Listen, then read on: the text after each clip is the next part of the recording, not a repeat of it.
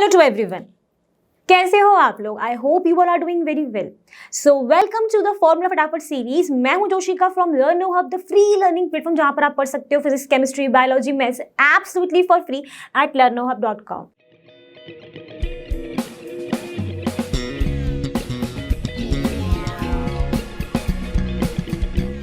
तो बच्चों, आज हम लेकर आए हैं फॉर्मूला फटाफट सीरीज फॉर क्लास 12th के चैप्टर का नेम है मैग्नेटिज्म एंड मैटर, जहां पर हम सारे ही फॉर्मूले रिवाइज करेंगे बहुत ही फटाफट। और इसके पहले आपने one shot video and NCERT solution तो कवर ही कर चुके हैं, तो अब बारी है जल्दी से सारे फॉर्मूले को रिवाइज करने की। सो गेट सेट रेडी।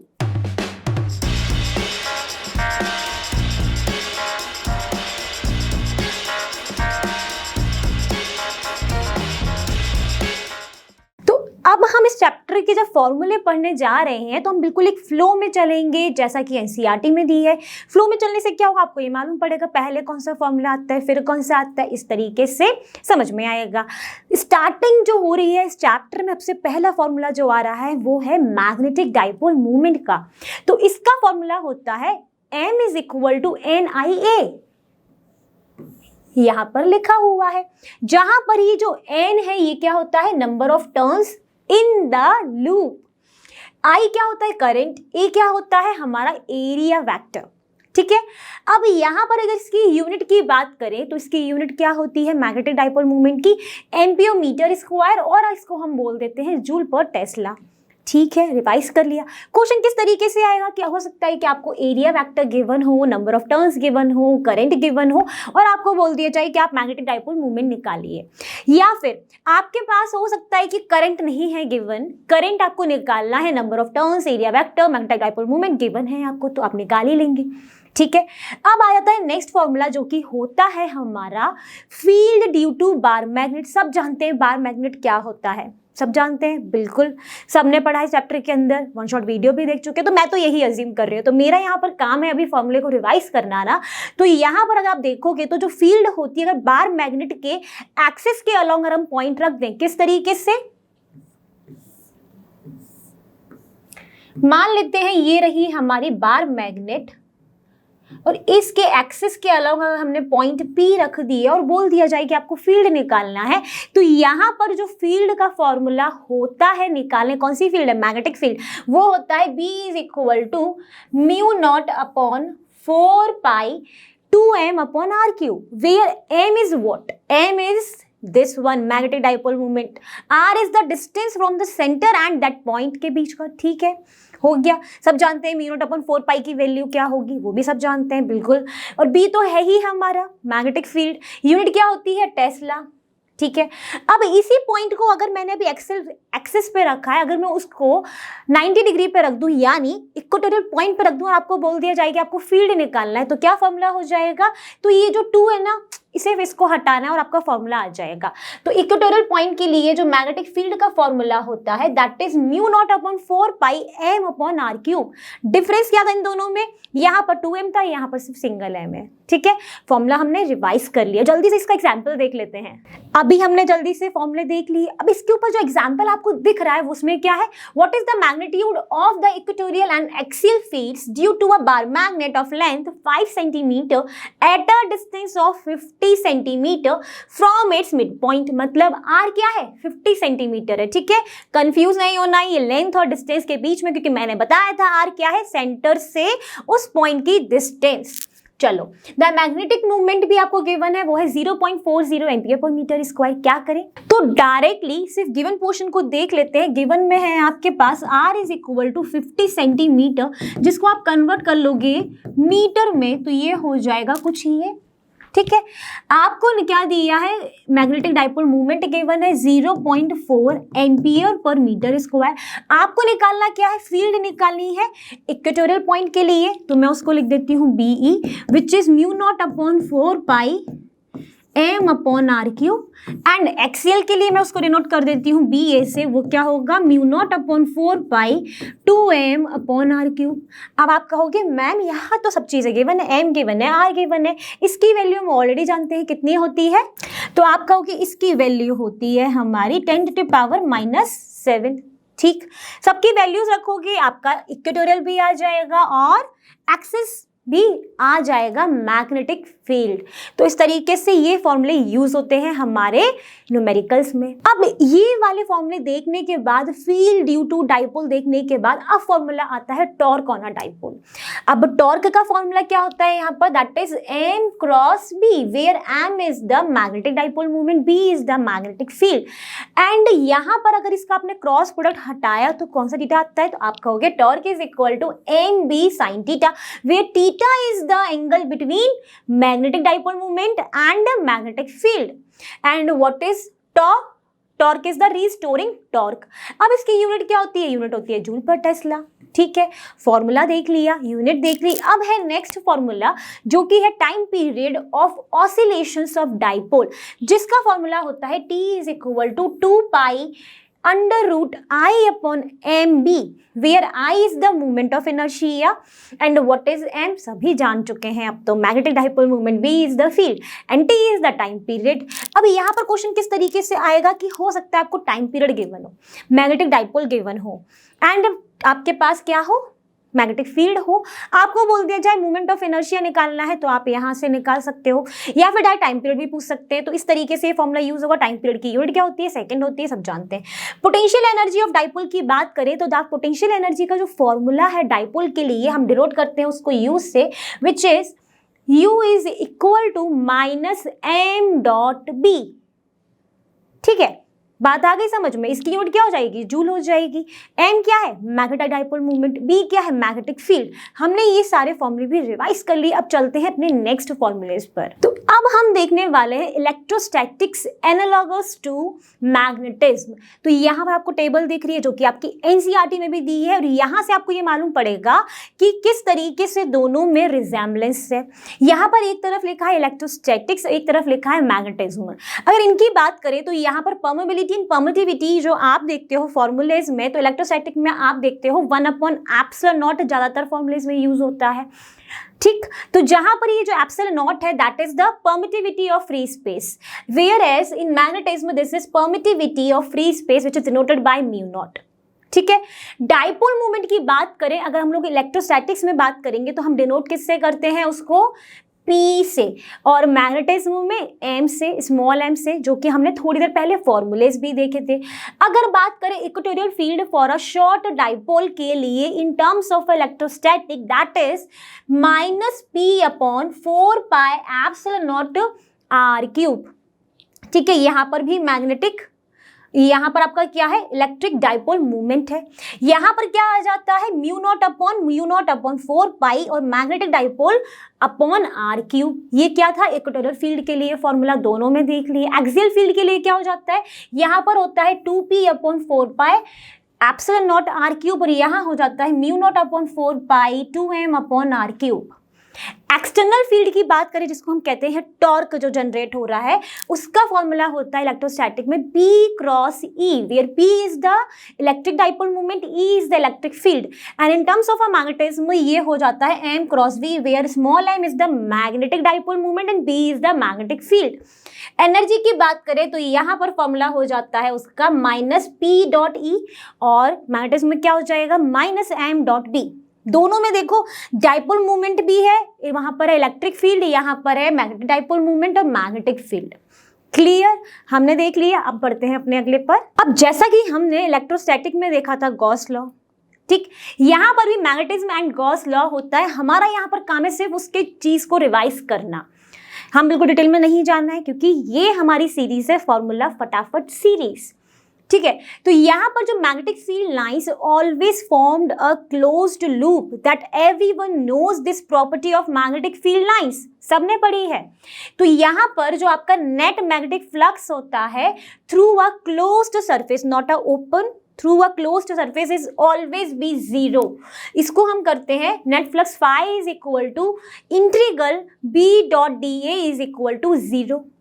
ठीक है, अब ये क्यों होता है, क्योंकि यहाँ पर जो एंटरिंग फ्लक्स और लिविंग फ्लक्स है वो दोनों ही क्या होते हैं, सेम रहते हैं क्योंकि क्लोज्ड सरफेस है। और यहाँ पर एक रीजन होता है कि जो हमारी मैग्नेटिक फील्ड है वो हमेशा ही क्या मैग्नेट है, बार मैग्नेट है, उसमें कभी भी मोनोपोल नहीं होते हैं, हमेशा ही डाइपोल होते हैं। कभी भी आपने सुनना है कि नॉर्थ ही अकेला है बार मैग्नेट में, नहीं ना, हमेशा साउथ नॉर्थ, नॉर्थ साउथ ही सुनना है। तो हमेशा ही डाइपोल होते हैं और उसके लिए नेट फ्लक्स जो है हमेशा ही 0 आएगा। क्लियर, हमने रिवाइज कर लिया गॉस लॉ मैग्नेटिज्म का। तो अब आप देखोगे जल्दी से अर्थ मैग्नेटिज्म के सारे फॉर्मूलेस जो भी यूज होते हैं, हम मान लेते हैं कि ये जो है ये सरफेस हमारी अर्थ है, ठीक है। यहां पर आप देख रहे हो इसका क्या है, मैग्नेटिक नॉर्थ, ये रहा अर्थ का सेंटर, यहां पर एक P है और यहां से आपको दिख रहा है ये रही अर्थ की मैग्नेटिक फील्ड और ये रहा horizontal component of earth magnetic field and this is the vertical component of earth magnetic field which is noted bye ZE। यहां पर अगर बात करी जाए सिर्फ हॉरिजॉन्टल कंपोनेंट की, तो हॉरिजॉन्टल कंपोनेंट का फॉर्मूला क्या हो जाएगा, HE इज इक्वल टू क्या, BE कॉस एंगल क्या है I। अब ये आई एंगल क्या है, I is the angle of dip और कह सकते हो इंक्लिनेशन एंगल। तो ये क्या होता है, इसकी डेफिनेशन क्या होती है, it is the angle between the earth magnetic field and its horizontal component के बीच में जो एंगल है that is angle I. BE आपका earth magnetic field, H is the horizontal component of the earth magnetic field, ठीक है। अब vertical component की बात करें तो वर्टिकल कंपोनेंट क्या हो जाएगा, बीई साइन आई। हम जानते हैं ना, ये देखो ये एंगल आई है तो इसका ये हो गया कॉस, ये वाला हो जाएगा साइन, वही लिखा है यहाँ फॉर्मूले में, एच ई का लिखा है एंड जेड ई का भी लिखा है, ठीक है। हमने अभी आपको बताया कि angle of dip or inclination is denoted by angle I, ठीक है। अब अगर इन दोनों को अगर आप देखो और आपको बोल दिया जाए कि आपको ZE दिया है, HE दिया है और आपको एंगल ऑफ इंक्लिनेशन निकालना है, तब फॉर्मूला हो जाता है tan I is equal to ZE upon HE, ठीक है। अब इसके पीछे एक एग्जाम्पल देख लेते हैं। एग्जाम्पल में आपको दिया है कि in a magnetic meridian of certain place the horizontal component of the earth magnetic field is, this is horizontal मतलब HE है ये, and the angle of dip that means I आपको गिवन है 60 degree. What is the magnetic field of the earth at this location, ठीक है। तो आपके पास फॉर्मूला होता है HE is equal to BE cos I. आपको निकालना क्या है, BE निकालना है, आई आपके पास दिया है कितना 60 डिग्री, HE आपको गिवन है तो BE निकल आएगा। BE का फॉर्मूला क्या हो जाएगा, HE अपॉन कॉस आई, आप निकाल लोगे कैलकुलेट हो जाएगा। तो इस तरीके से क्वेश्चंस आते हैं इन फॉर्मूलेस के ऊपर, ठीक है। यहां पर एक चीज और पूछी जाती है, what is the magnetic declination. तो मैग्नेटिक डिक्लिनेशन होता है हमारा ज्योग्राफिक नॉर्थ और मैग्नेटिक नॉर्थ के बीच का जो एंगल होता है उसको हम बोलते हैं एंगल ऑफ डिक्लिनेशन, क्लियर। तो वो डेफिनेशन भी पूछी जाती है तो मैंने इसलिए उसको फटाफट से रिवाइज करा दिया। अब जो एंगल ऑफ डिक्लिनेशन मैंने अभी आपको रिवाइज करा है उसको डिनोट करना हो, अगर आपको डिनोट मतलब देखना हो, तो ये मान लो ये अर्थ है, ये इसका क्या है ज्योग्राफिक नॉर्थ है, और ये मान लेते हैं ये रहा इसका मैग्नेटिक नॉर्थ। तो ज्योग्राफिक नॉर्थ और मैग्नेटिक नॉर्थ के बीच में जो एंगल होता है उसको हम क्या कहते हैं, एंगल ऑफ डिक्लिनेशन कहते हैं, ठीक है। बात हो गई। एंगल ऑफ डिप भी देख लिया, क्या होता है एंगल ऑफ डिक्लिनेशन भी देख लिया हमने। अब चलते हैं अपने अगले, चलो जल्दी से देख लेते हैं मैग्नेटाइजेशन एंड मैग्नेटिक इंटेंसिटी से रिलेटेड सारे फॉर्मूलेस। तो पहला फॉर्मूला यहां पर आएगा that is magnetization which is equal to the net magnetic dipole movement upon volume, ठीक। Where capital M is denotes for magnetization, small m जो हम जानते हैं मैग्नेटिक डाइपोल मूवमेंट। इसकी यूनिट क्या होती है, तो इसकी यूनिट होती है एम्पियर पर मीटर, ठीक है। और ये जो मैग्नेटाइजेशन है ये एक वेक्टर क्वांटिटी होती है, ठीक है। अब आ जाते हैं कि अगर मान लेते हैं हमारे पास मैग्नेटाइजेशन गिवन है, मैग्नेटिक इंटेंसिटी गिवन है, आपको बोल दिया जाए मैग्नेटिक फील्ड निकालो, तो आप कौन सा फॉर्मूला यूज करोगे, उसके लिए फॉर्मूला होता है B is equal to mu naught H plus M, ठीक है। Where H is what magnetic intensity, M is what magnetisation, ठीक। अब इसके बाद जो अगला फॉर्मूला आता है वो आता है मैग्नेटाइजेशन एंड मैग्नेटिक इंटेंसिटी के बीच में एक रिलेशन जो फॉर्मूले के टर्म्स में है। तो मैग्नेटाइजेशन जो है that is equal to the XH, where what is this is the dimensionless quantity और इसको हम बोलते हैं मैग्नेटिक सब्सेप्टिबिलिटी। ठीक है, अब ये क्या होता है, ये क्या होता है, तो ये एक ऐसा मेजर होता है कि मान लो कोई अगर आपकी एक्सटर्नल फील्ड आ रही है तो किस तरीके से आपका जो मैग्नेटिक मटेरियल है वो रिस्पॉन्ड कर रहा है उस फील्ड के लिए, तो उसके मेजर को हम क्या कहते हैं, मैग्नेटिक ससेप्टिबिलिटी कहते हैं। अगर मान लेते हैं कोई पैरामैग्नेटिक मटेरियल है तो उसके लिए जो आपका ये ससेप्टिबिलिटी जो है वो हमेशा ही छोटी होती है और पॉजिटिव वैल्यू होती है। ठीक है, वहीं अगर आपका डायमैग्नेटिक है तो डायमैग्नेटिक के लिए भी वो छोटी होगी, स्मॉल होगी, बट वो उसकी वैल्यू जो है वो नेगेटिव होगी। तो इस तरीके से ये हमको बताता है कि जो मटेरियल है वो पैरामैग्नेटिक है या डायमैग्नेटिक है। ठीक है, तो आपने ये फॉर्मूला भी देख लिया, relation between M and H। अब जैसे ही हमें मैग्नेटाइजेशन और मैग्नेटिक इंटेंसिटी के बीच में रिलेशन मिल जाता है तो हमारा जो मैग्नेटिक फील्ड का जो टोटल मैग्नेटिक फील्ड का जो फॉर्मूला था B is equal to mu naught B H plus M वाला, उसमें भी चेंजेस हो जाते हैं। तो अगर आपके पास सब्स्टेबिलिटी गिवन है और आपके पास मैग्नेटिक इंटेंसिटी गिवन है और मैग्नेटिक फील्ड निकालना है तो आप फॉर्मूला यूज कर सकते हो ये वाला, which is B is equal to mu naught bracket में है 1 प्लस सब्स्टेबिलिटी एंड H। ठीक है, हो गया। और फॉर्मूला होता है mu naught mu R H। ठीक, जहां पर ये जो म्यू आर है what is this mu R की वैल्यू होती है 1 प्लस मैग्नेटिक ससेप्टिबिलिटी, जो कि एक डायमेंशन लेस क्वांटिटी और जिसको हम बोलते हैं relative magnetic permeability of the material of the substance.